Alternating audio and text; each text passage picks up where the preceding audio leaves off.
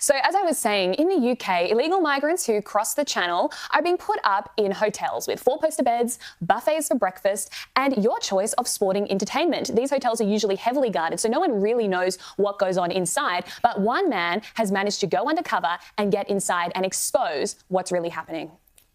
When I thought of the term illegal migrant hotel, I definitely had a far less luxurious accommodation in my mental image. So aside from music for entertainment, there is other provisions as well, like access to multiple different types of sports equipment, including cricket. If you fancy having 10 eggs for your breakfast, take 10 eggs. What's on the menu?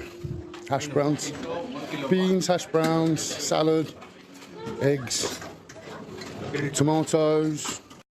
They are taking the British taxpayer for a ride. There are 32,000 asylum seekers in the UK being put up in 210 hotels, all on the dollar of the British taxpayer, while British families are struggling with a cost of living crisis, struggling with surging energy prices, struggling to keep a roof over their heads. You have 36,000 illegal migrants being put up in hotels across the country. We've seen protests in the UK erupt around a lot of these hotels, and while there are some unsavoury characters that have tried now to hijack this issue and just cause chaos and protest, I understand the incredible frustration and resentment these people must feel towards not necessarily the migrants personally, but certainly the government, who has allowed this situation where you have millions and millions of pounds being spent housing illegal migrants. And it should be clear, this was going on under the Tories as well, but it has become much worse under the Labor government. I mean, it's almost as though Sir Keir, took a look at what was going on in New York and other places in the United States where they were putting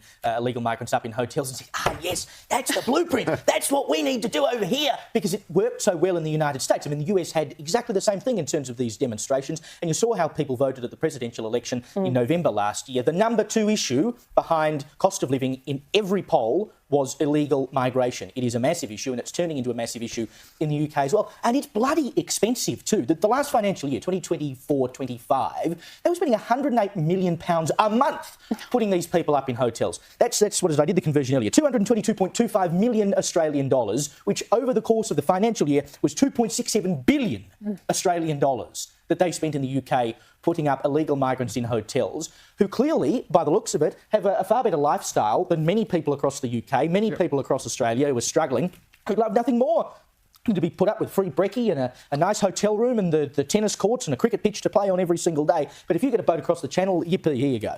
Yeah, look, I don't necessarily. I think nations have to control their borders, and that's the most important thing. So the question, I think, is whether or not, and because that does really affect how poor people live, because it undercuts their wages, it takes jobs that they would otherwise get, and of course puts all sorts of cost of living pressures on the economy. So that is the first thing. But I hate the scenes of people rioting outside and throwing things at police and setting fire to things and acting horrendously violently or aggressively or threateningly towards these people, and I don't think they'd see the distinction between it being against the government or against them. So I don't like those ugly scenes, and I don't want asylum seekers or anyone to suffer unduly, and if a hotel is the only place they can be put up while they're awaiting processing or awaiting deportation... I mean, that is rubbish. But I would say the only place they can be put up. Well, that's why they ended up in hotels in New York. That's why we use hotel quarantine here for our own citizens as well as other people. Yeah, but we did it for our own citizens because, we didn't want to put them on Christmas Island or some joint, because, fair enough, you're an Australian citizen. You can't tell me that a hotel is the only place in the entirety of the United Kingdom that you could put these people. They don't float a boat somewhere. Put them, I don't care where you put them.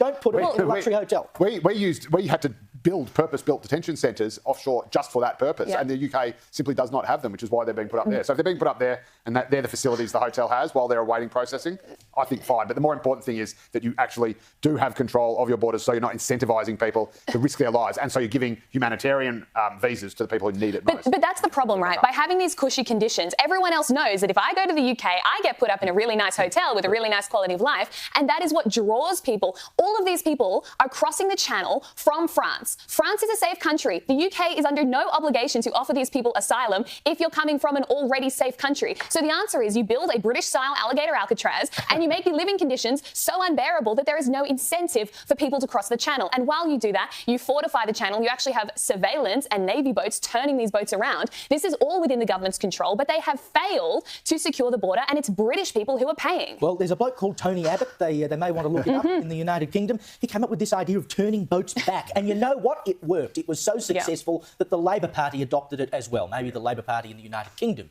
should look into that idea too.